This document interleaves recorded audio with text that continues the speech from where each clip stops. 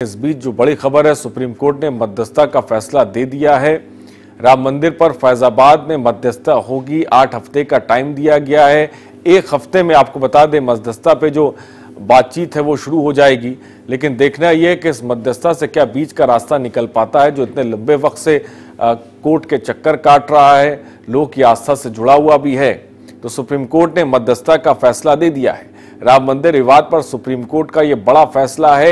एक बार फिर से कोशिश की जा रही है कि बीच का रास्ता निकालकर ही आगे जो भी किया जाए वो बीच का रास्ते से ही किया जाए, सहमति से ही किया जाए, प्यार से ही किया जाए, मोहब्बत से ही किया जाए।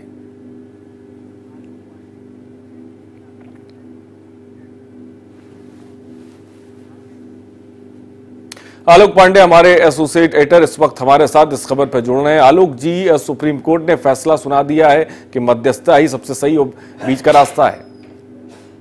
बिल्कुल आरिश, देखिए सबसे बड़ी खबर है आज की। और जैसे ही सुप्रीम कोर्ट ने ये केस टेकअप किया और जिस तरीके से उसने कहा है कि मध्यस्थता ही इसका एक हल दिखाई पड़ता है, और इस बात के लिए उसने कहा था कि पहले जहां पे ये कोशिश की गई थी कि जो मध्यस्थता हो वो जो संबंधित पार्टी हैं उनकी तरफ से शुरू हो, लेकिन बाद में कोर्ट ने जो पैनल दिया है वो खुद उसने डिसाइड किया है। और 3 पैनल हैं। अगर हम कहें कि कॉन्स्टिट्यूशनल बेंच ने जो आज पैनल का नाम बताया है, जस्टिस इब्राहिम खलीफुल्ला हैं, श्री रविशंकर हैं और श्री राम पंचू हैं, जो कि वरिष्ठ वकील बताए जाते हैं। ये 3 पैनल है। और अगर हम इस पूरे जो फैसला आया है, जो ऑब्जर्वेशन है, उसको हम देखने की कोशिश करें तो इस पैनल का गठन हुआ है, मध्यस्थता करेगा, बातचीत का रास्ता निकालेगा। संविधान पीठ ने शुरू से ही कहीं ना कहीं इस बात को अपने ऑब्जर्वेशन में, सुनवाई में कहता रहा है कि ये भावनाओं से जुड़ा हुआ मामला है। इसलिए कोशिश ये होनी चाहिए कि अदालत से कहीं ज्यादा अगर बातचीत का रास्ता निकल पाए, क्योंकि इस चीज को हम जब से सुप्रीम कोर्ट में सुनवाई हो रही थी, कहीं ना कहीं इस चीज का ऑब्जर्वेशन लगातार आ रहा था। और अंततः जो कॉन्स्टिट्यूशन बेंच है उसने यही रुख अख्तियार किया है। 3 बेंच बनाई गई है। अशोक जी, जिस पैनल का आप जिक्र कर रहे हैं, ये 3 लोग इस पैनल में होंगे। इस पैनल का क्या काम होगा, कितना वक्त इस पैनल को दिया गया है, कब तक ये रिपोर्ट सौंपी जाएगी? देखिए, जो ये 3 पैनल बने हैं जिसमें जस्टिस हैं खलीफुल्ला, और उसमें सबसे महत्वपूर्ण बात यह है कि इनकी अगुवाई में अयोध्या में ही ये बैठकें होंगी। 4 हफ्ते का समय दिया है जब प्रोग्रेस रिपोर्ट देना होगा सुप्रीम कोर्ट में, क्योंकि सुप्रीम कोर्ट की निगरानी से ही ये कमेटी भी बनी है और इसकी रिपोर्ट की जो उत्तरदायी है वो भी सुप्रीम कोर्ट ही होगा। और 8 हफ्ते में इसका फाइनल रिपोर्ट बना करके सुप्रीम कोर्ट को देना है। और अहम चीज ये है कि ये जो मध्यस्थता है ये वहीं पे जा करके होना है, और साथ में जो बातचीत का कोई हल निकलता है, बातचीत करके जो कोशिशें दिखती हैं उनका 4 हफ्ते में स्टेटस रिपोर्ट। इसका मतलब है कि जो 4 हफ्ते का स्टेटस रिपोर्ट होगा वो भी बहुत महत्वपूर्ण होने जा रहा है, और 8 हफ्ते में फाइनल रिपोर्ट देनी है, जो सुप्रीम कोर्ट के अब तक के ऑब्जर्वेशन को हम समझ पाए हैं।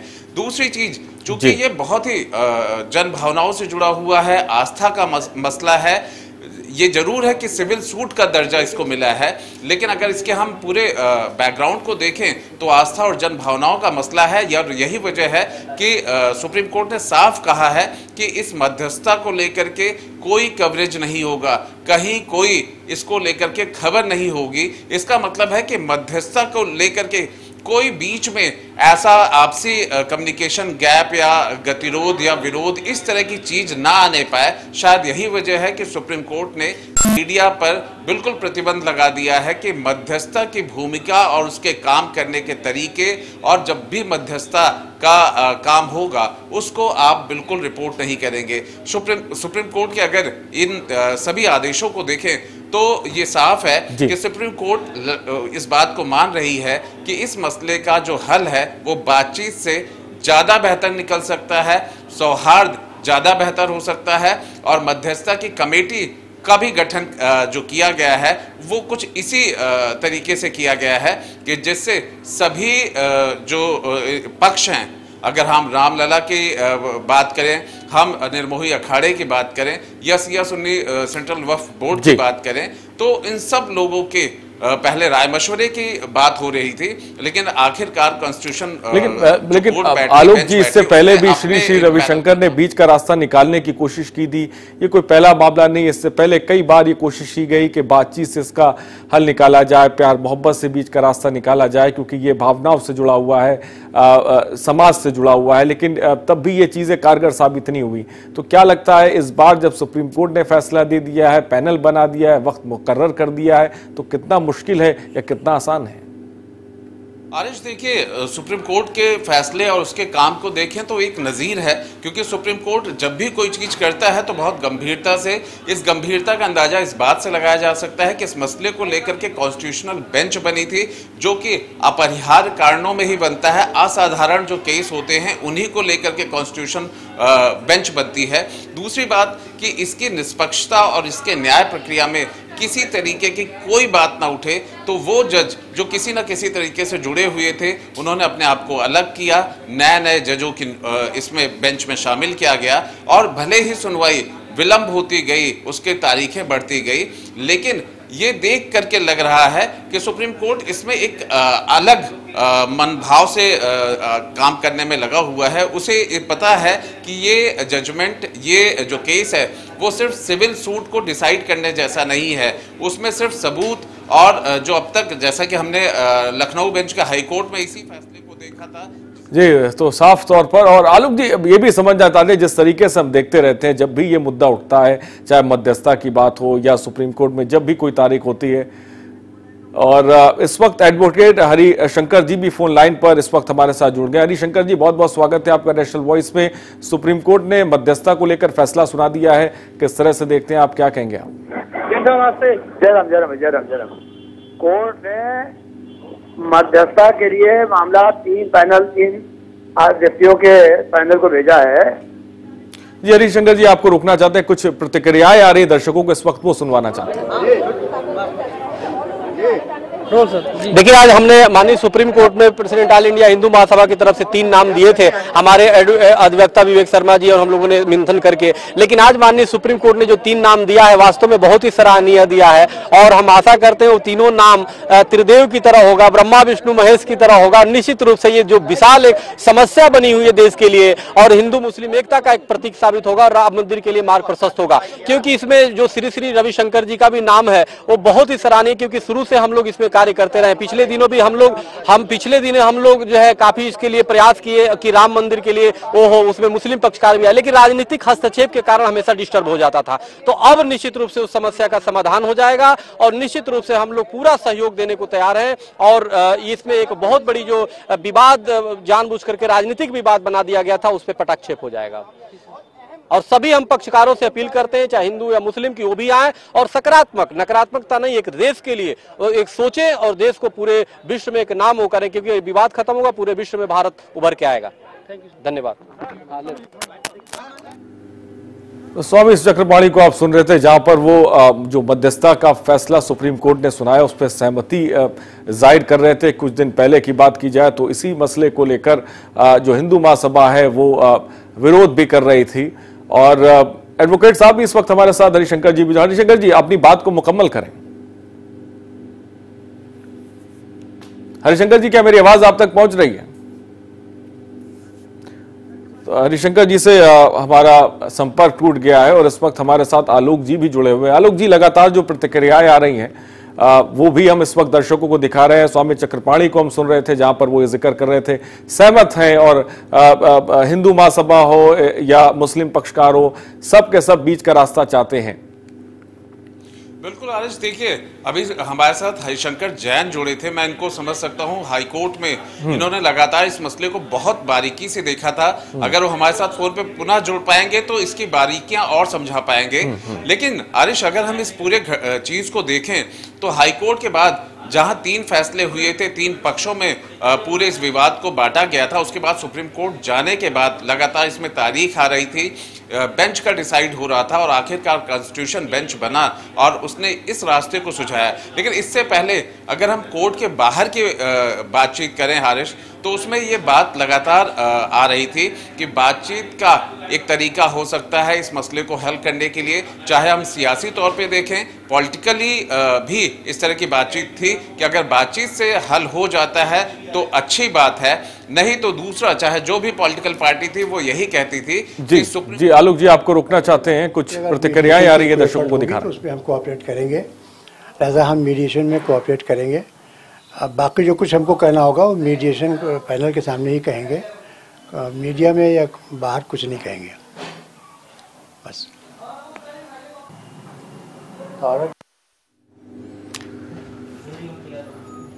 तो साफ तौर पर आपने सुना, जिलानी बोल रहे थे कि मीडिया से हम ज्यादा कुछ नहीं बोलेंगे, और यही सुप्रीम कोर्ट के फैसले में भी है कि जब मध्यस्थता को लेकर बातचीत की जाएगी तो मीडिया को पूरी तरीके से बैन रखा जाएगा, क्योंकि मीडिया जो है हमेशा से इस मुद्दे को उठाता रहा और बहुत बड़ा रोल भी रहा है इसको मुद्दा बनाने को लेकर। तो सुप्रीम कोर्ट ये चाहता है कि इसको फिर से मुद्दा ना बनाया जाए, इसको लेकर ज्यादा बहसबाजी ना हो और बंद कमरे के अंदर बातचीत के माध्यम से इसका बीच का रास्ता निकाला जा सके, ताकि के जो समाज है, जो मोहब्बत है दोनों समुदायों के बीच, वो कायम रहे। जो सबसे बड़ा अहम चीज है, आपको बता दें, जो लंबे वक्त से ये मुद्दा चला आ रहा है, जिसपे कोर्ट में तारीख पे तारीख हमेशा लगती रही है, लेकिन अब ऐसा लग रहा है, ऐसी उम्मीद की जा रही है दोनों पक्षों की तरफ से कि शायद कोई बीच का रास्ता निकाला जा सके, जिसको लेकर अब जो पैनल तैयार किया गया है 3 लोगों का, उस पैनल पे भी सहमति साफ तौर पर नजर आ रही है। आलोक जी हमारे साथ इस वक्त लगातार जुड़े हुए। आलोक जी, अभी जो प्रतिक्रियाएं सुन रही थी, जिलानी को हम सुन रहे थे, वो साफ तौर पर जिक्र कर रहे थे कि मैं मीडिया में कुछ बोलना नहीं चाहता। कहीं ना कहीं मीडिया का भी बहुत बड़ा रोल रहा है इसको मुद्दा बनाने को लेकर, और यही वजह है कि मीडिया को पूरी तरीके से बैन कर दिया गया है। आरिश, देखिए, मीडिया की भूमिका तो सिर्फ यही रही है कि चूंकि अपने आप में बहुत बड़ा मुद्दा रहा है, इस मुद्दे को लेकर के 6 दिसंबर 1992 की भी घटना देखी जा सकती है। उसके बाद राम आंदोलन और जो आडवाणी रथ यात्रा थी, वो सब कहीं ना कहीं जुड़ी रही है इस अयोध्या आंदोलन को लेकर के, और जहां मुस्लिम पर्सनल लॉ बोर्ड हो या बाबरी मस्जिद एक्शन कमेटी हो, सबकी बातें रही है। इस वजह से मीडिया की भी भूमिका रही है, मीडिया ने भी कवरेज किया है और महत्व को देखते हुए मीडिया ने। आलोक जी, आपको रोकना चाहते हैं एडवोकेट हरिशंकर जैन इस वक्त हमारे साथ एक बार फिर से फोन लाइन पे जुड़ गए, उनसे हमारा संपर्क टूट गया था, फिर वो हमारे साथ जुड़ गए हैं। हरिशंकर जी, बहुत बहुत स्वागत है आपका एक बार फिर से नेशनल वॉइस में। बड़ा फैसला सुप्रीम कोर्ट की तरफ से मध्यस्थता को लेकर, बीच के रास्ते को लेकर, क्या कहेंगे आप? ऐसा है कि सुप्रीम कोर्ट ने कहा है कि जो कानूनी पेचीदगियां हैं कि नोटिस पब्लिक को जारी किया जाए न किया जाए, इस पर हम विचार बाद में करेंगे। पहले मेडिएशन को एक पैनल को भेज रहे हैं और वो इस पर अपनी रिपोर्ट दें, उसके बाद हम आगे प्रोसीड करेंगे। जी हरिशंकर जी, आपने रिपोर्ट का जिक्र किया, ये किस तरह का पैनल है, क्या इसका काम होगा? जिस रिपोर्ट का आप जिक्र कर रहे हैं वो कब तक देनी होगी? मेडिएटर का 8 हफ्ते में रिपोर्ट देनी है जी, और 4 हफ्ते में प्रोग्रेस रिपोर्ट देनी है। अब मैं ये स्पष्ट कर दूं कि मेडिएटर की कोई प्रोसीडिंग जो है किसी बाइंडिंग नहीं होती है, और ये पार्टी के ऊपर है कि मेडिएटर की बात माने या ना माने जी। ये पार्टी के ऊपर है कि जो समझौता की वार्ता है वो साकार हो या न साकार हो, फेल करे या न करे, ये पार्टी के ऊपर है, और जिस पार्टी का जो स्टैंड होगा वो पार्टी को उस तरफ से ऐड करेगी।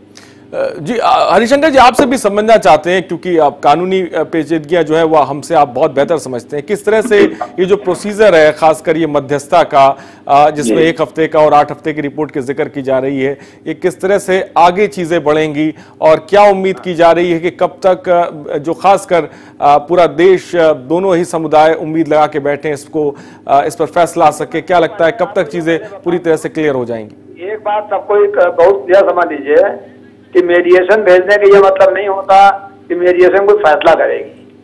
मेडिएशन का मतलब होता है कि सुलह समझौता कराने की कोशिश करेंगे जी। कोशिश सफल होती है नहीं असफल होती है, ये बात की बात है जी, परंतु कोई पार्टी समझौता करने के लिए बाध्य नहीं है जी, इसको स्पष्ट समझिए जी। जी हरिशंकर जी बताएं। हाँ बताइए जी, आप कुछ कह रहे थे? मैं कह रहा हूँ मेडिएशन भेजने के मतलब बहुत लोग ये समझते हैं जी कि मामला जो है कोर्ट ने मेडिएशन को भेज दिया है, अब कोर्ट कुछ नहीं करेगी जी। फर्क इतना है कि कोर्ट जी। हरिशंकर जी, हमारे एसोसिएट एडिटर आपसे एक सवाल करना चाहते हैं, लाइन पे रहिएगा। हरिशंकर जी, मेरा सवाल इतना था कि आप यहाँ हाई कोर्ट में जब एक केस चल रहा था तब भी जुड़े हुए थे।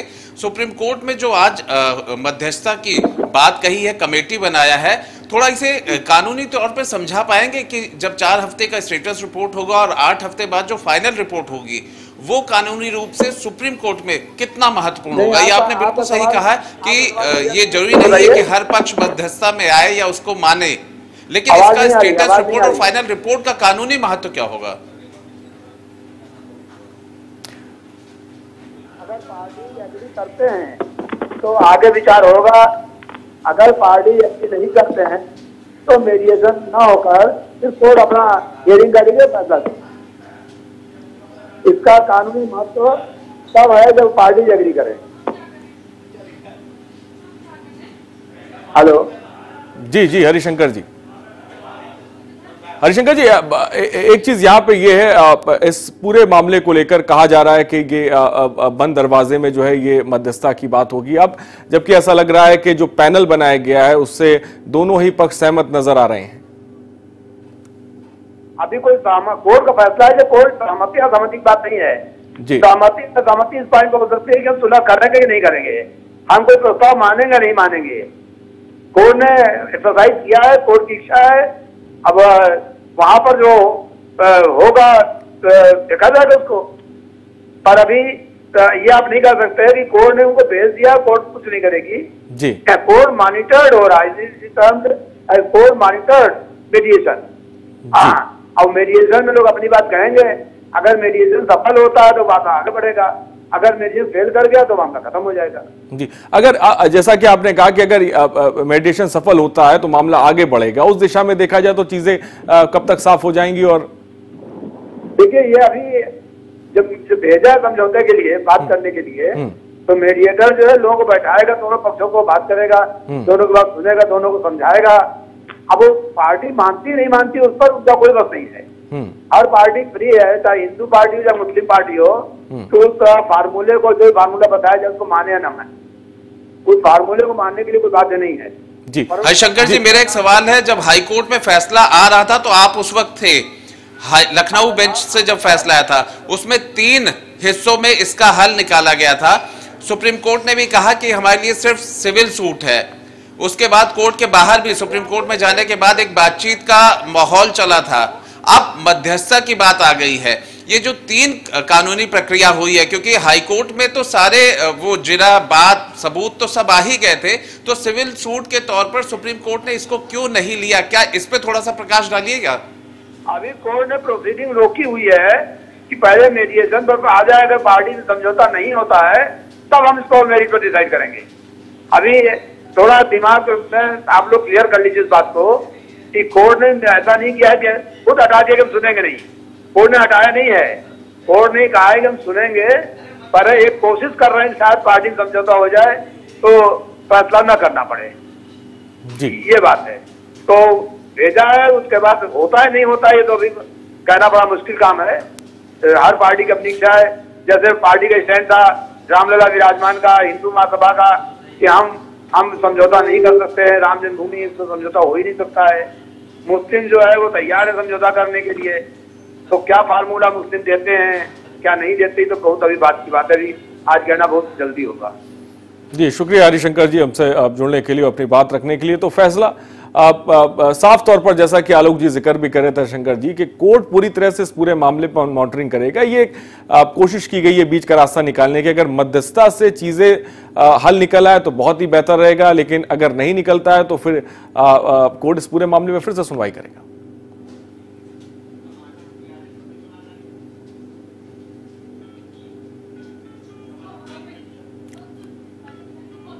जी।